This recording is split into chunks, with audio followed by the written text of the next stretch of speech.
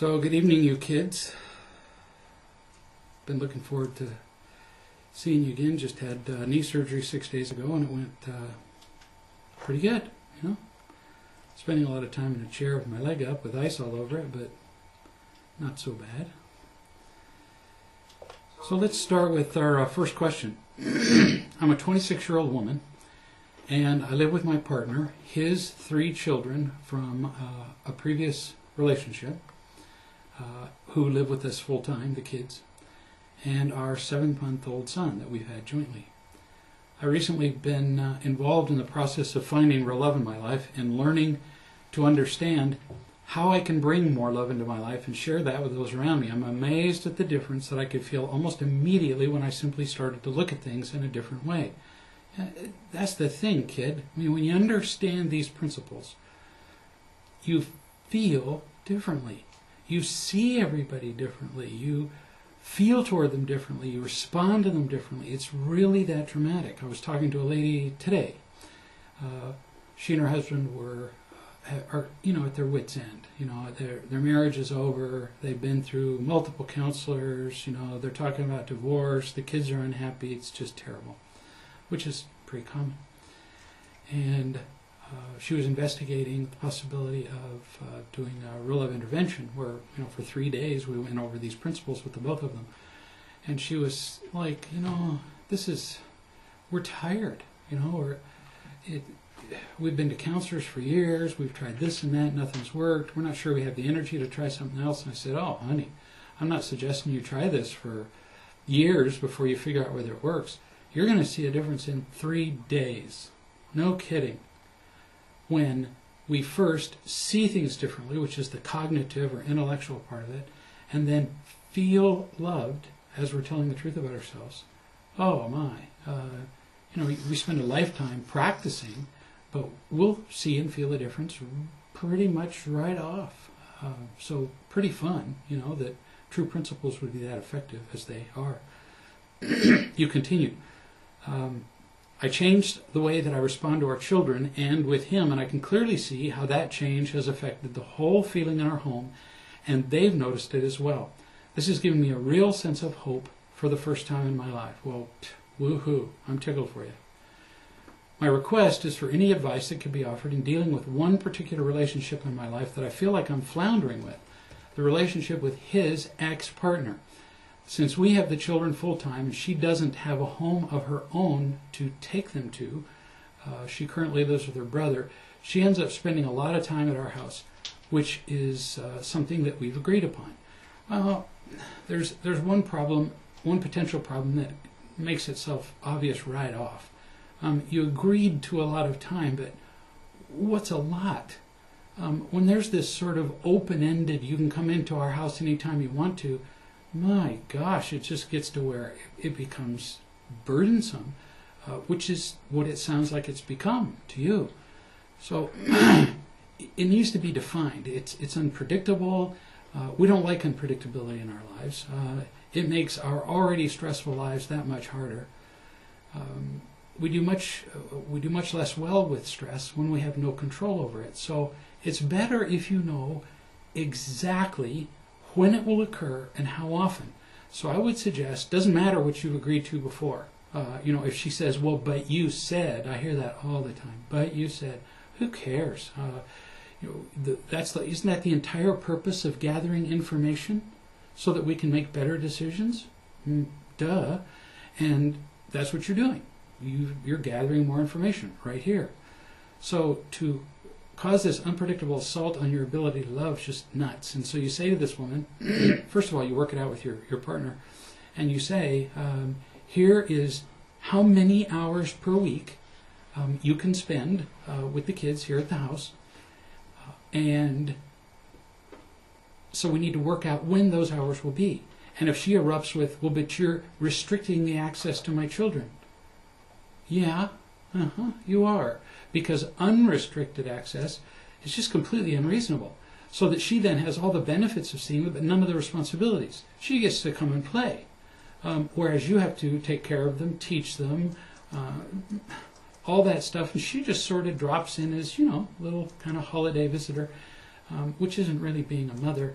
And so does it restrict her access unreasonably? No. I mean, can you imagine a divorce arrangement where, you know, the partner who takes primary custody of the children says to the other one, drop in any time you want to and disrupt our lives? That'd be nuts. So you give her plenty of access. Oodles. You decide on how many hours a week, but then you decide how many hours and when they'll be. And if she shows up at a time other than those hours, you say, oh, this isn't your visiting time. Or you're going to end up feeling burdened, which you obviously do. You continue. Unfortunately, she blames much of her current unhappiness on my partner, her children, and my very existence. Gee, do you need a better reason to set up the times that she comes over? Just so she can have access to the children doesn't mean that you have to withstand any assault on your ability to be loving. Anyway, you're saying she blames her unhappiness on, you know, everybody but herself. And this comes out in the form of nasty comments relayed through the children, offhand criticism, or direct attacks, sometimes public. We recently had a little episode on Facebook. I've gotten to a point of understanding her behavior, that it's a result of the same pain and emptiness that I myself have felt most of my life. And while I still make mistakes, I've taken the conscious effort to choose not to be angry with her anymore. In any other situation, I would choose to no longer associate with her, but in this particular setting, it's almost impossible.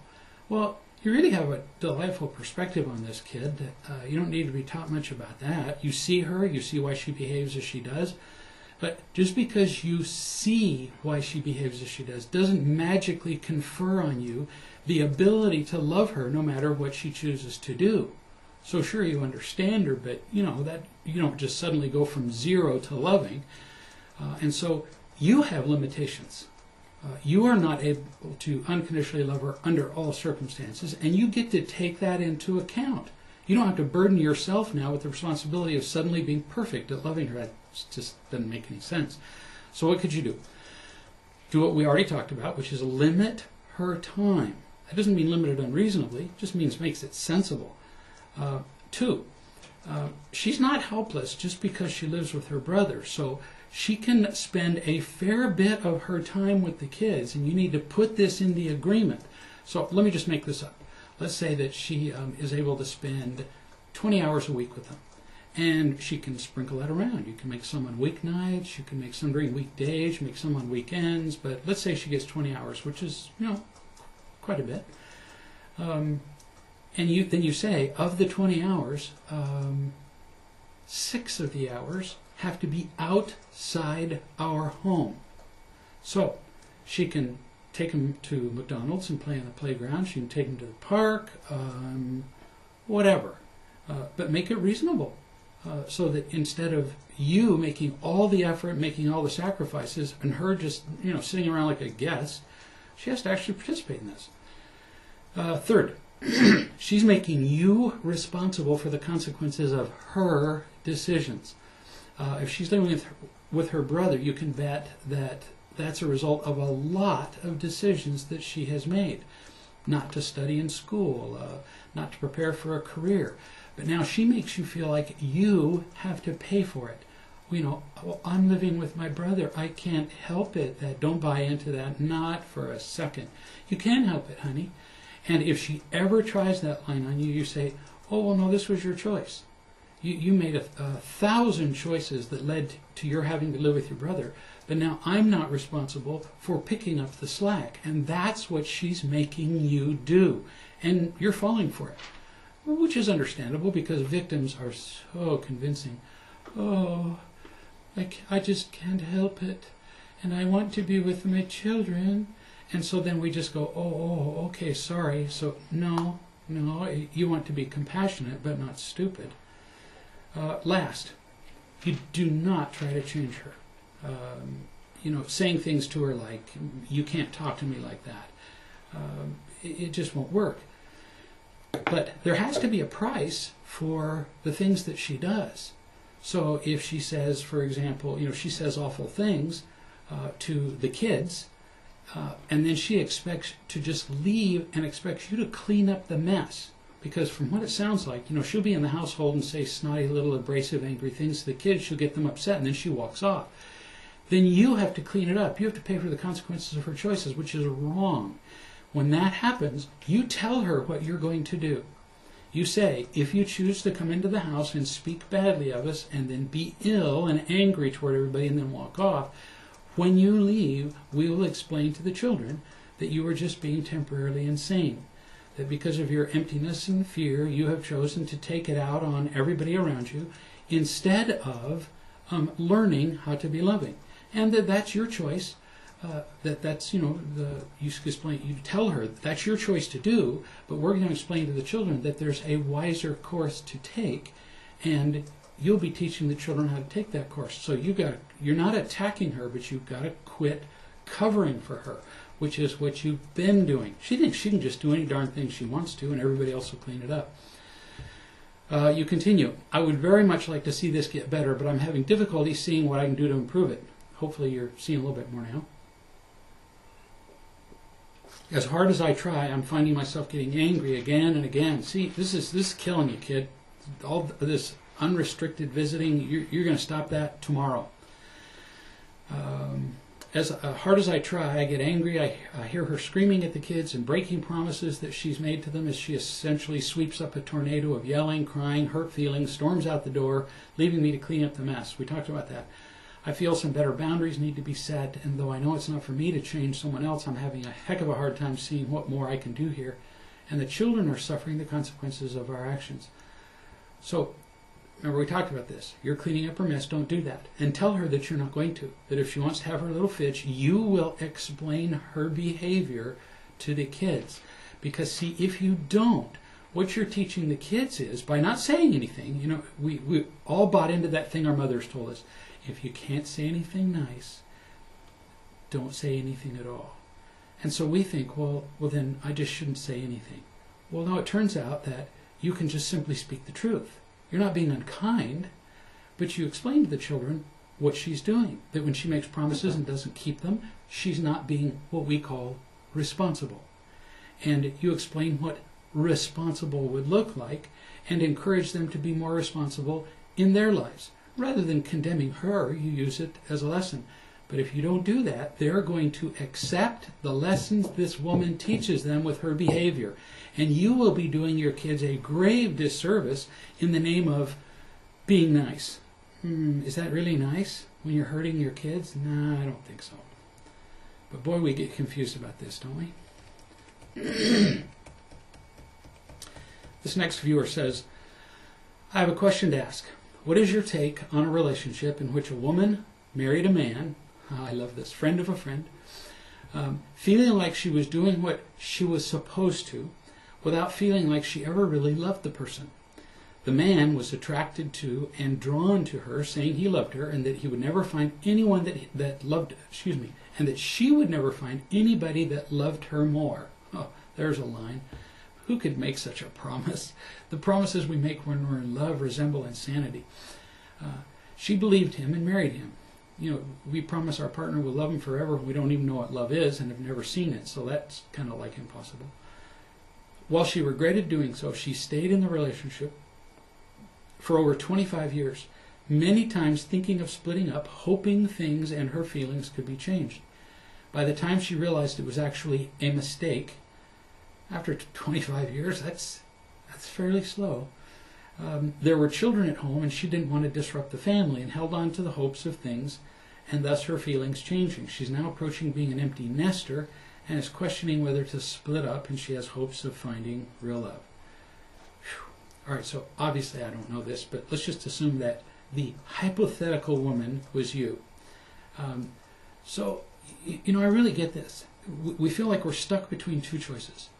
You feel like you're stuck between, ditch the person, or stay with them and be miserable. And we look at those two choices and go, my gosh, it's from the old Greek, tale, Scylla and Charybdis, or the modern version of that is rock in a hard place. We're screwed no matter what we do.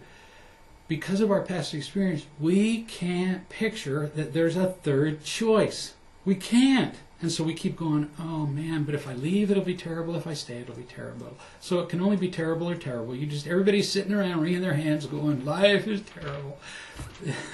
What a terrible way to live. So there is a third choice. Splitting up, ridiculous. Living with it and being miserable, also ridiculous. You're married.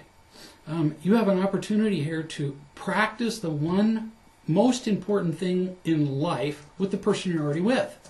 And there's going to be oodles of room for practice since you obviously have no clue how to do it. You just need to learn how to love this guy. I hear this all the time. Well, but we're not in love anymore. Well, good. Thank goodness. So you're not temporarily insane anymore. Now we can really work on the real thing. I'm thrilled you're not really in love. I'm thrilled you're not in love. That's just a distraction.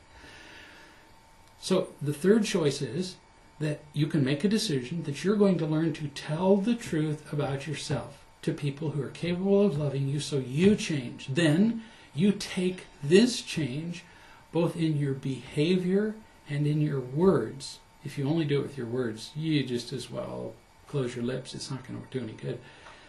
You take that and share it with your partner. Whoa, miracles can happen, because I've seen them happen over and over again. So I suggest that you do that with the person you're with, rather than live with this illusion that people have of, I'll dump this guy and I'll go find somebody else who will love me. No, you won't, because you haven't learned enough about real love that you'd even be able to attract somebody who is interested in an unconditionally loving relationship. So I'd recommend that. And get a coach, no kidding. This viewer says, my husband and I have been married for 8 years, and we've spent most of them not knowing how to truly love each other, like everybody else. After trading imitation love for all those years, a lot of pain accumulated, and I found myself seriously contemplating divorce because I didn't know how to heal our relationship. So when you've done everything that you know how, usually 100 times over, and you're still miserable, why keep doing the same thing? I was talking to another couple 2 days ago, and they were considering whether they wanted to try real love, and they said, we've tried all these other things. We've tried and been to therapists, and we've worked so hard and cried, and well, until you've done the one thing that makes relationships go, does it really matter how hard you've tried everything else? It's like playing baseball with a feather or a piece of paper and trying to hit a ball with a bowl of Jell-O. And you could say, well, I've tried and tried and tried and tried. How unimpressive. Would you like to try a bat? Until you've tried what works, all the rest of it really just doesn't count. It doesn't count for spit. Now there's a kind of a grieving to that. It's like, oh my goodness, look at all the time and effort we spent. Okay, well, we'll all sit together and grieve for a couple of minutes, but what good's that going to do? So we can grieve over what we've lost, or we can move on with the one thing that works. Way faster to do the latter. You continue from that pain. I made some pretty selfish decisions that hurt my husband in the process. Who doesn't, kid? I found myself attracted to another man, of course. Allured by the appeal of imitation love and blinded from the pain of my current marriage, I decided to end the marriage. While we were separated, I chose to be intimate with this other person in an attempt to fill myself up. Yeah, pretty understandable. We get empty enough, man. If we're starving to death, we'll eat sawdust or cow poop. You get hungry enough, you'll eat anything. And the same thing is true, emotionally speaking. You get empty enough, you'll go find some source of whatever to fill yourself up, even if the end result's just awful, because we don't think of that when we're in sufficient pain. And once you were separated, it was, pretty tempting to use that, well, but our marriage was over anyway. I've lost track of how many times I've heard that, as an excuse to do something that you wouldn't otherwise do. A few days later, you continue, my husband and I decided to stay together, and we all know where this is going to go. And I ended up telling him the truth about what happened because I realized that if we had any shot of finding real love, it had to be based on truth. And what felt like a truly magical interaction, he was able to accept my pain, apologize for his role in creating our painful marriage, and hear my truth. I in turn sat with him while he processed the pain and emotion without trying to control anything. This was the first time I think that we ever truly experienced the power of real love together. Now, how cool is that? And it took you how long? People say, well, how long does it take to feel the effects of real love? Oh, if you really do it, if you really tell the truth, and if you really decide that you're committed to seeing another person instead of blaming and accusing them, it takes about as long as it took you. 2 minutes. Really? I mean, if you're dying of thirst in the middle of the desert, how long does it take you to feel a drink of water? No time. Same with real love. The only thing that keeps us from feeling it is resisting it, not believing it, not trusting it, defending ourselves, all that kind of stuff that is entirely understandable but deadly. So, you had a miraculously loving experience, and that was after you're telling him the truth about being unfaithful to him. People say, well, I can tell the truth, but I just can't do it when it's the hard stuff. Well, that's when it gets fun. Doesn't really count, does it, until it's hard? I mean, is it really telling the truth about myself if I say my favorite color is blue? Whoa, wow, that really took some courage. No, it's the hard stuff that makes a difference. And you've just proved that. You continue. Since then, our relationship has been through a lot of conflict. Yeah, I mean, the initial great moments of real love don't guarantee continuation. You have to really keep at it. Because of trust issues. I understand that I caused him pain and have learned from and apologized to him for my mistakes and selfishness, but he continues to hold on to that pain and uses the guilt to manipulate me. We just hate suffering alone. So if I'm miserable, I'm going to make you miserable too. And he's doing some of that. He's punishing you. He initially accepted you. He could feel the warmth, the wonder of unconditional love. But we have a lifetime of using imitation love and getting a protecting behavior. So, after that initial glow goes away, we go, well, I'll just go right back to what I know, which is, punishing and guilt and anger and all that stuff that's just horrible. If I want to do something that scares him, like go to a prayer group where what is said is confidential, or make new friends if one happens to be a male, or pursue a dream that I'm passionate about, he wants to stop me from doing it. Yeah, that's really actually pretty understandable. When we're afraid, control is such a natural default position, because when we're afraid, anything can hurt us, especially anything new. And so we reach out and we control everybody and everything, but then we're never done. There's always some other thing to control, some other person to manipulate. And we spend our whole lives controlling people and things. And we never find safety. That's the ultimate irony, is that as I control people, I do it for power and safety, but I never really find it. Never. In fact, the more I do it, the less I find. Kind of tragic, huh? He tells me, if you really loved me and cared about me, you wouldn't do things that will hurt me again. Oh, this is one of my favorites. If you really love me, you'd do everything I want. No, see, that's not unconditional love at all. That's, in fact, you just defined conditional love. If you loved me, you would do what I want, because then, if you don't, I'll be mad or hurt. No, see, it's manipulation. And so, if I try to control you in that way, even if you give me what I want, I'll never feel loved. So you can't play that game at all. People often wonder, so do I be controlled a little or a lot? And they experiment their whole lives between saying no to being controlled a little. No, it turns out no part of that game is healthy. You'll never win it. And so if you allow yourself to be controlled, crazy. This leads me to a lot of internal confusion. Yeah, I bet. If loving somebody is caring about their happiness, then it seems that I shouldn't be doing things that provoke his pain. You've already bought into the lie. See, you've already bought into the lie that if you do a thing, it hurts him. I recently was corresponding with a guy, and he was telling me, I have no clue how to live. I have no clue how to live as a person. I have no clue how to be a husband or a father. I have no clue. And so I said, no, you really don't. And so here are some things you need to know. He was hurt.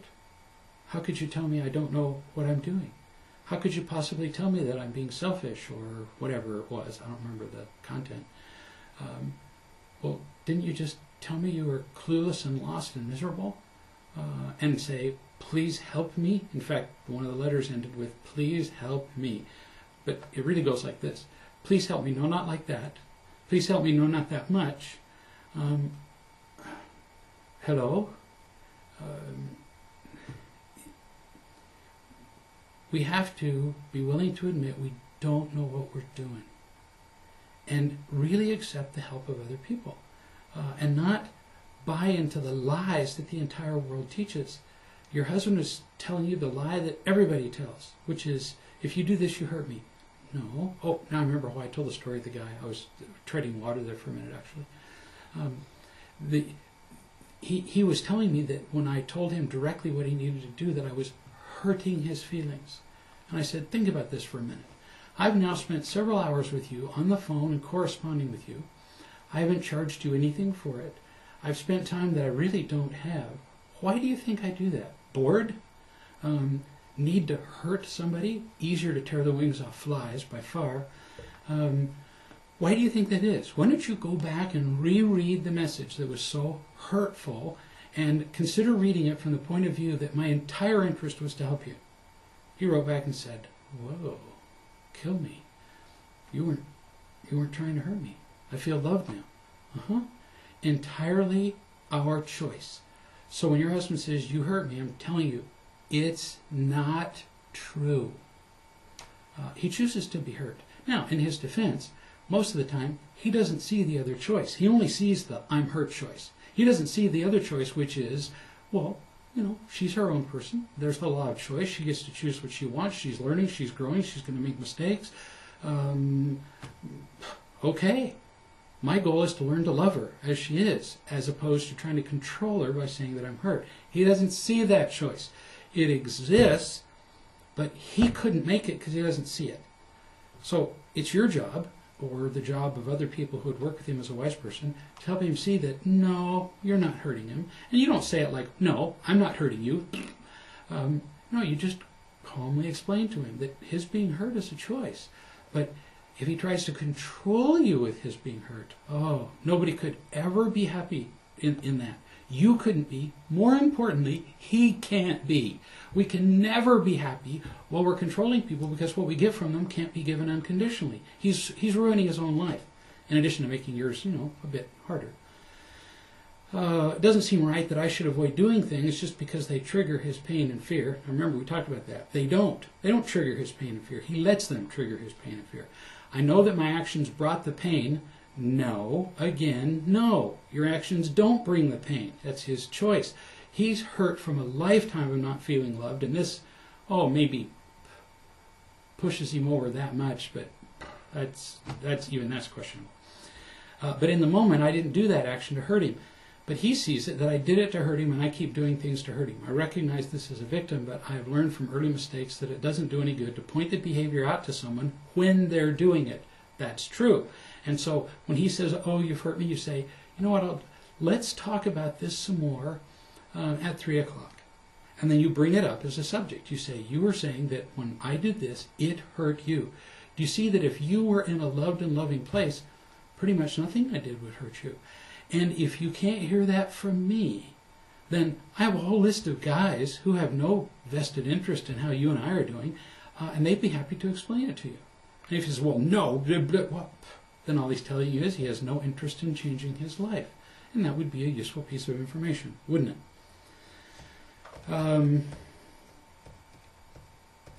So you don't have to be a prisoner to his pain. We've cleared that up, I hope.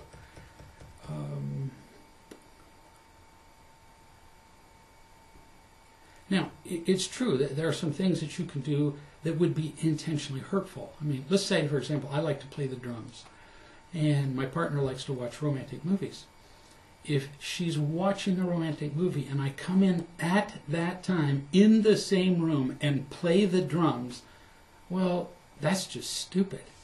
So even in that circumstance, I couldn't hurt her. It's still a choice. But I would make it pretty dang difficult for her to remain loving.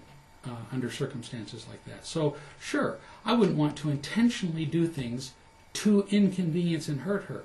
But if it turns out that there's something that I'm doing that's not wrong, that is for my best good, that's helping me to learn to be loving, and she finds it threatening, well then that would be something she'd have to learn to overcome, although I'd certainly be happy to help her do that. You continue. When he wants to stop me from doing something to avoid feeling pain, I tend to get really irritated, or I try to be loving. Actually, I think we pretty much covered this. Yeah. So, just briefly, let me let you know that this is going to be our last video chat for the foreseeable future. I didn't do this intentionally, but I wore my Aloha shirt, and this is our Aloha or farewell video chat. We've become just too involved in doing things like consultations, interventions with families in Georgia and out of state, and so just can't do everything. There are 170 of these archived, so I would think that pretty much, if you haven't seen them all, seeing a past one is as good as seeing a present one. I mean, just write today's date at the top of the old one, and it'll seem fresher. But I would suggest to you, the more that we do interventions, the more I recommend them. The more I recommend either doing that or working with a coach. You can write us to learn about interventions at greg@reallove.com, or you can go to the website and look up the names of coaches. Even though the principles of real love are really pretty simple, they really are. I mean, sure, there are all these books about them, but all those books are really just showing people the various permutations of applying the principles. But the actual principles, oh man, the really important ones, if you made me, state them all, I could do it in a minute. 60 seconds, poof, zoop. So it's not complicated, but applying them when we've been living contrary to them for our entire lives, just unfathomably difficult in the beginning. Really tough, which is why we provided, bulletin, what do they call those? The bulletin place thing on the website. I can't remember the name of it. We've provided conference calls, provided coaches. I was talking to a couple just the other day. They were talking about how they've tried and tried. They've read through the marriage book twice. They're working through the workbook now. Well, it can really be hard, because when you've got two people who are both afraid of each other, they're afraid to say the wrong thing because they won't be accepted. They're both trying also at the same time to manipulate the other person to do what they want and get to like them. How does the truth prevail in that atmosphere? Pretty hard. Whereas if you participate with a coach, you do a 3-day intervention, for example. What happens in one of those? In one of those, for 3 days, we just do solid truth-telling and loving. And what it does is it really makes a paradigm shift. It's a change in the way that you perceive the world, after which you realize, whoa, I can do this. Now, you're going to still stumble. Oh, my, yes, and fail and screw up, and yeah, no problem. I mean, I still do, like, regularly. But at least now you know what it tastes like. We need to get enough real love on our tongues so that we know what it's like, so we won't be fooled anymore. I sometimes say, after you've eaten chocolate cake, you don't eat cow pies anymore. They may look similar in many respects, and if all you've ever known is cow pies, you'll actually eat them. But not after you've tasted chocolate cake. So I suggest people do whatever it takes to implement the principles. Here's a viewer who says, I've always carried a habit of running away from other people's anger toward me. My getting and protecting behaviors include manipulating, and when it doesn't work, then I go for attacking, even with my own children, which is, typical of what we all do. We do what's worked best for us. We pull out the sword that we're most practiced with. And then when that doesn't work, we either pull out a different instrument, a sledgehammer, or we use them both. Hello, of course. not realizing the whole time that none of them work. Nobody ever told us this. You know, in our defense, we don't do this stuff to be mean or stupid. We don't mean to, but it is pretty stupid. And it's only because we were excellent learners of principles that were not true. We can change that. You continue. Recently, my husband and I made the decision to withdraw our future financial support for my 20-year-old for her tuition and house rent. She lives away from home as a result of her repeatedly breaking the agreement between us. So it sounds like your first mistake, and you know I wasn't there, but was making an agreement that didn't have a consequence already fixed to it. I mean, think. There's no meaningful law that doesn't have a consequence. You know, they don't say, now y'all, when y'all driving, you know, your cars in the road, y'all be safe and y'all be nice to each other. I mean, if they did that and we were motivated by unconditional love, nobody would speed. Nobody would ever run a red light or a stop sign. Nobody would cut anybody else off. The world would be a safe place. But they knew that we wouldn't do that, and so they applied consequences. They said, so if you drive over a certain speed, you'll get a ticket, and here are the points and the dollars that it will cost you. If you drive drunk, it's going to cost you even more. If you steal, here's what it's going to cost you. And then they just sit back and they let you do what you want to do. They know that if the consequence, the price is high enough, you'll either never do it, or you'll do it once and learn from that experience. Without a consequence, you know, people learn that obedience to an agreement or to a law is kind of optional. Like you said here, she's repeatedly broken the agreement. Well, and then we're amazed. Well, of course she's repeatedly broken it. After she broke it the first time and nothing happened, she went, whoa, whoa. She's going, I like this deal. So she broke it again, still nothing happened. Oh, you may have fussed at her a little bit, but, you know, so she's going, screw the agreement. She does whatever she wants to. She's got you figured out. No kidding. She just figures life is a crapshoot. When I make an agreement with somebody, I usually let them violate it once. I figure everybody makes a mistake, but then I repeat the consequence and I apply it. I had a couple that I was working with once, and they were late to their first appointment, and I said, "Why were you late?"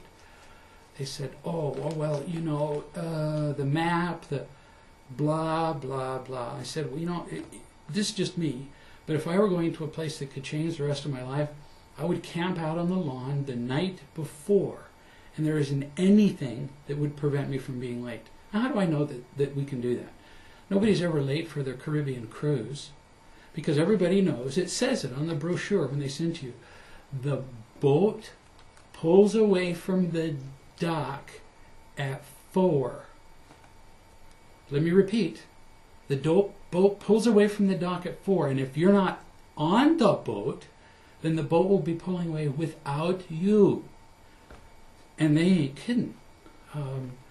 One of my sons is a professional singer on cruise ships, and so we've been on several, and when they say they're pulling away at 4, it happens at 4, not 4:01.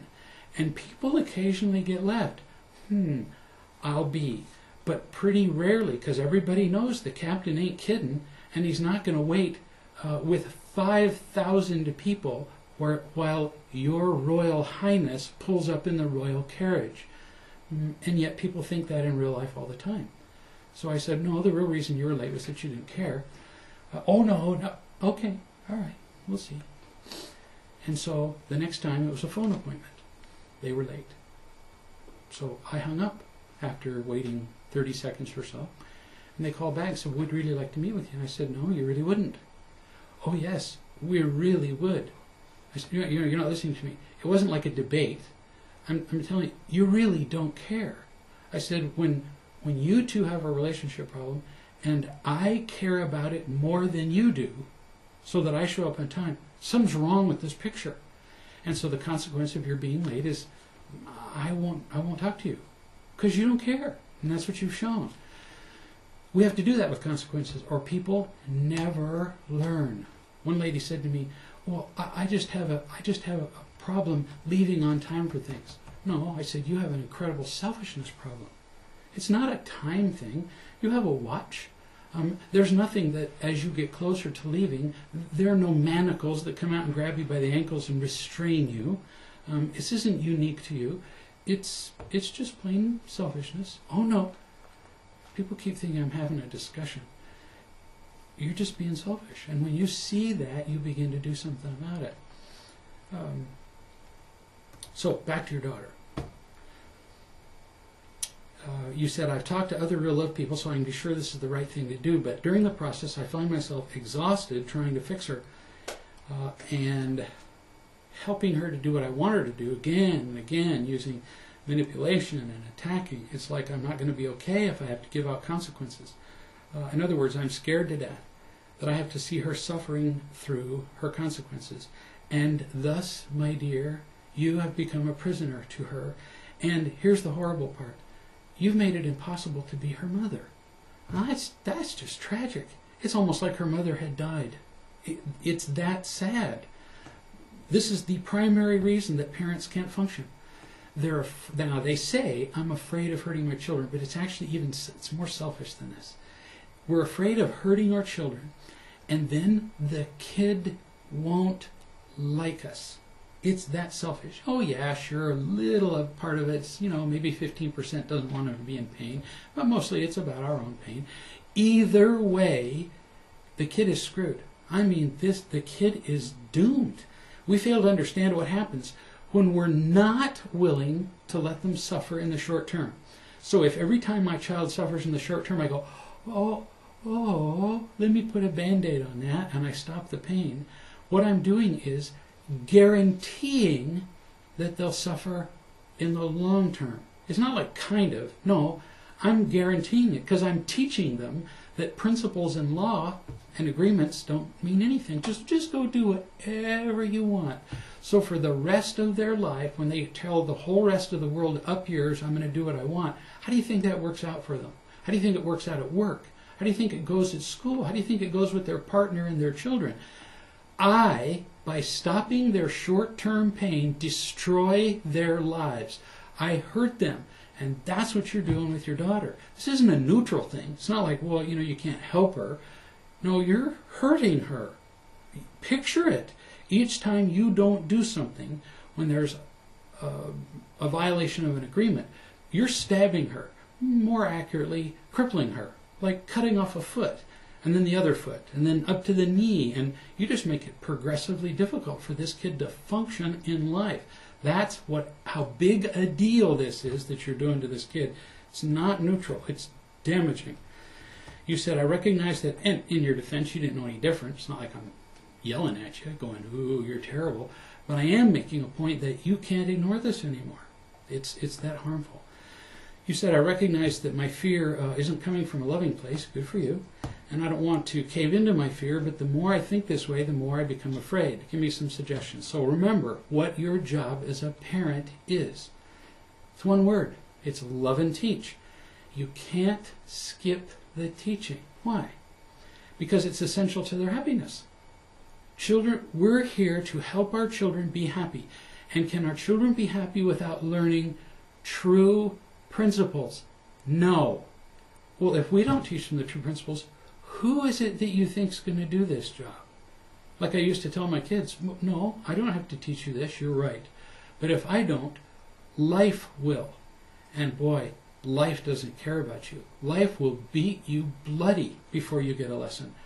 I'm willing to love you while I teach this lesson. So this is the best shot you're ever going to get at learning this lesson. And that's the attitude that will change your life as you interact with your daughter. You are helping her as you allow her to suffer the consequences of her choices. Because it's simply a true principle. That if we make choices, we also get the consequences for it. We're responsible for them. And if anybody saves us, oh man, what a life we're headed for. Here's a parent who says, I'm practicing real love with my kids. They're 7 and 8. And I've seen some improvements in our relationships, but I know I'm still learning. One thing I'm stuck on is how to talk to my kids when they're really empty and making derogatory or incredibly rude, disrespectful remarks and gestures. Oh, jeez, kid, these kids already own you. I know they're empty and they just need me to love them no matter what. And I know that a consequence for relating to people in that way is lonely, and so this isn't good, you know, the way they're behaving. But, and I'm just going to kind of summarize it here, but I don't know how to teach them when they get like this. Illustration. It's not just little stuff. I mean, they're just outright disrespectful and just mean. The other morning, I went to wake up the girls. Remember, they're 7 and 8. And I laid my hand on their back to tell them it was time to get up on this one girl. She turned her face to me and screamed, "I know," and tried to hit me and kick me. And this was the first time that I'd come into the room to try to wake them up, and I was trying to do it kindly. I could have understood if I'd had to go in there and remind them 3 or 4 times. You're dying to make excuses for them, aren't you? So it's not good if she screams at you the first time, but if it had been 3 or 4 times, then it would have been okay for her to scream. No wonder you're having a hard time with these kids. Jeez, darling. They've taken over. They see you as a weak loser. And that's why they treat you like one. And, you know, to this point, you have been. You have been a weak loser. But, you know, you're not doomed. You can change this. Remember what your job is, like I was saying with the last mother. Love and teach. So the instant, I mean, within 0.3 of a second that a child makes a comment like that, you stop everything and you teach her. So you say, so now tell me, calm. If you're irritated, you're doomed. But just as calm as can be, you say, so tell me exactly, what did you mean by what you just did and said? She will not know the answer. She'll go, well, but at least she'll be disoriented by your calmly asking a question, as opposed to either becoming angry or running away, which is probably what you tend to do. So she won't know the answer, but at least we've started a different conversation. You say, what does your behavior mean? She still won't know. So then you tell her. So let's see. Let's get this.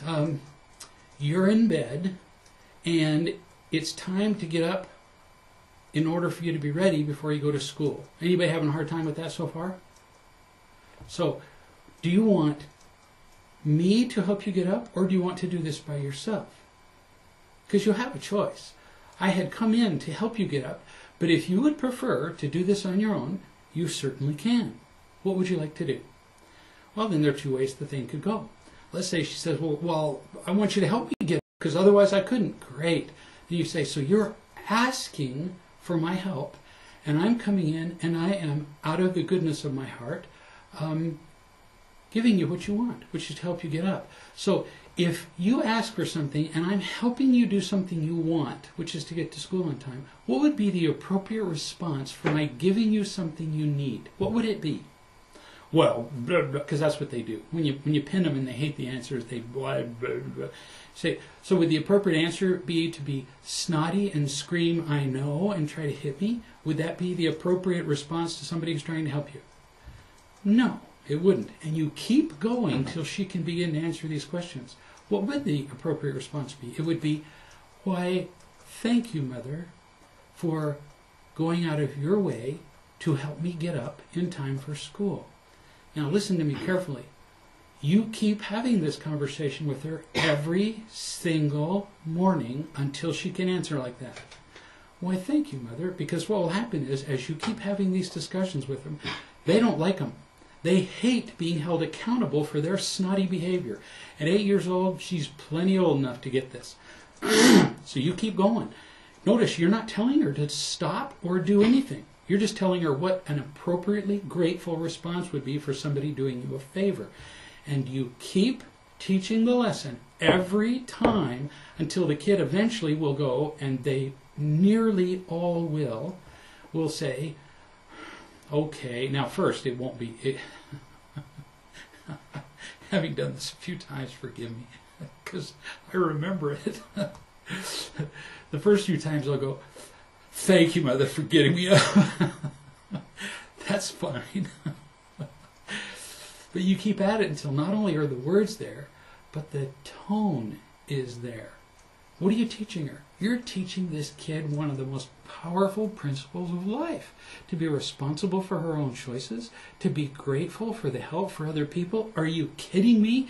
If a kid got those two principles alone, that kid would do okay in life. Really, that'd be enough. And yet, this kid has no chance of learning these lessons because you're not teaching them. Now, let's say that the kid chooses to not have you get the kid up. Or let's say another possibility would be after 3 or 4 times if you're trying to teach this lesson, the kid just keeps being snotty and you say, oh, well then I'm going to remove the choice from you. You will have to get yourself up for school.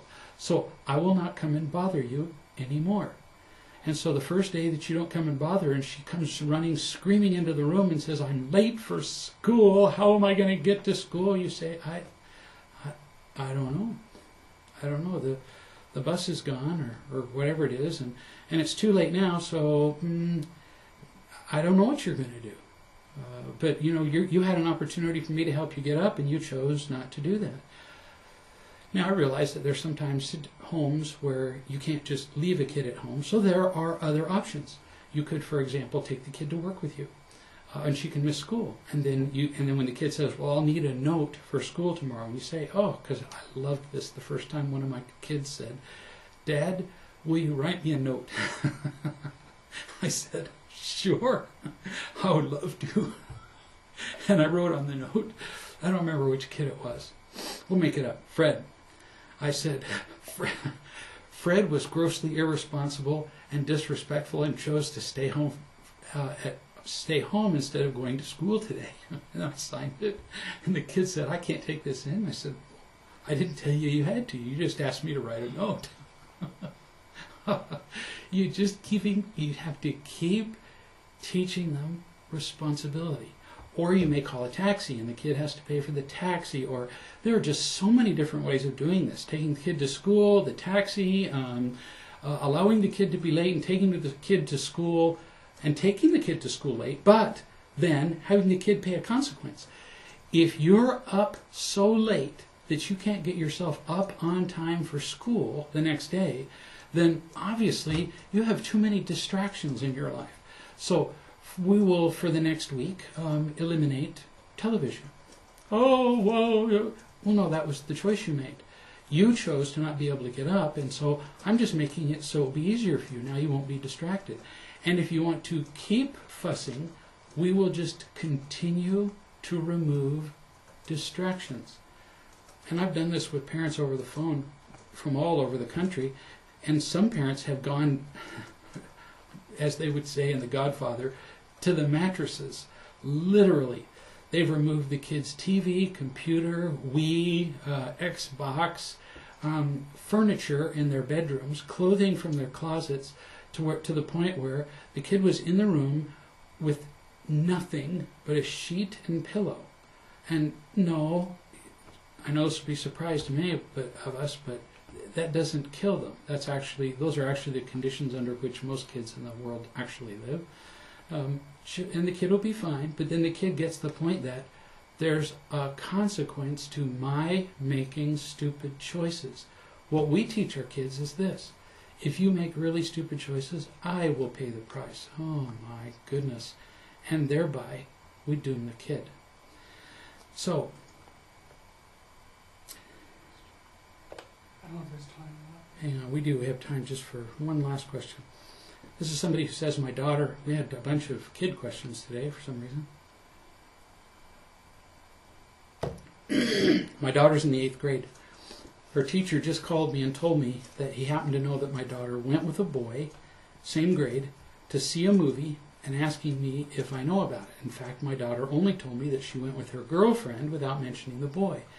The teacher asked me not to mention our conversation to my daughter. We feel worried about their dating in secret and would like to talk to my daughter about it. What should I say to her? Oh, easy. I mean, you sit down with the kid and you say, so, pay attention here. The most important thing that we have between us is 2 things. Truth, because nothing can be built in a relationship without truth. I mean, if I lie to you, how could you ever trust me? How could you ever know that I would do what I say? How could you ever know that I love you when I tell you that I love you once I start lying? Lying makes a relationship impossible. And then love. So, understanding the importance of truth-telling, you told me that the other day you went with your girlfriend to a movie. Remember the truth thing I just said. Is that true? Okay, actually, because kids are very clever. If she went to the movie with her girlfriend and the boy, she would say, yes, that's true, because it really kind of is. You say, did you go with anybody else? Well, no. And then you say, well, I happen to know that you did. So what does that do to the truth in our relationship and to my being able to trust you? And so you talk to her first about the lying. You explain to her, I understand entirely why you would lie. You would only lie if you felt like I wouldn't accept you if you told me the truth. And you know, there have been occasions when that's been true, when I have not been accepting of you when you've told me the truth. So that's my bad. Got that. My mistake. But we're not going to do that anymore.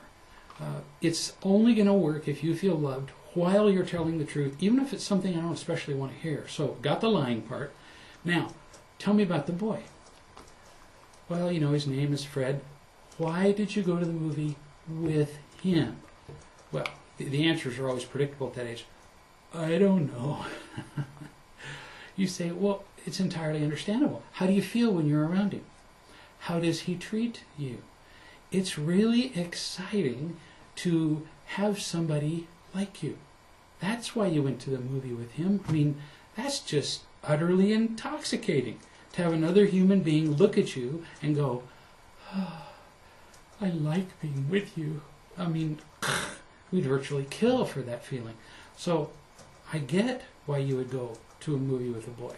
Now, can you tell me any of the potential dangers of your going off by yourself to a movie with a boyfriend? Boy. Probably at that point not a boyfriend, but who knows. Can you tell me any disadvantages? Well, she won't be able to think of any. So you tell her. You tell her about the potential dangers of inflaming at an early age romantic feelings, which create this great feeling, but it's a false sense of closeness. And so in that state of temporary insanity, really, kids get this. They have pretty good senses of humor. In that condition, we sometimes are willing to do things we wouldn't otherwise do. And it's, you know, kind of a failing of almost the entire gender with guys that, you know, they want to do more than just look into your eyes and, you know, recite Shelley. And explain to her what those, you know, inflamed passions can look like and how quickly they can take her to places that then are pretty difficult to recover from. So it's not you're not instilling fear in her, you're not lecturing her, you're not telling her don't, you're teaching her. And then you say to her, so periodically we'll talk about this. You know, whether you have any boyfriends and how you're feeling about it and how you could respond in a healthy way to boys at this age, and so on, so that you can prepare her for meaningful, real relationships as she gets older, rather than what most of us parents do, which is, well, good luck, kid, I hope this works out for you. And then we get in a big tizzy, you know, when things go badly, which is, you know, pretty much guaranteed. So it's been really fun doing these for 170 weeks, long time. And we may be back someday. But for now, we're going to take a break and focus on some other efforts, and really appreciate and love all of you. And between now and whenever that is, remember, as always, it's about real love. See you soon.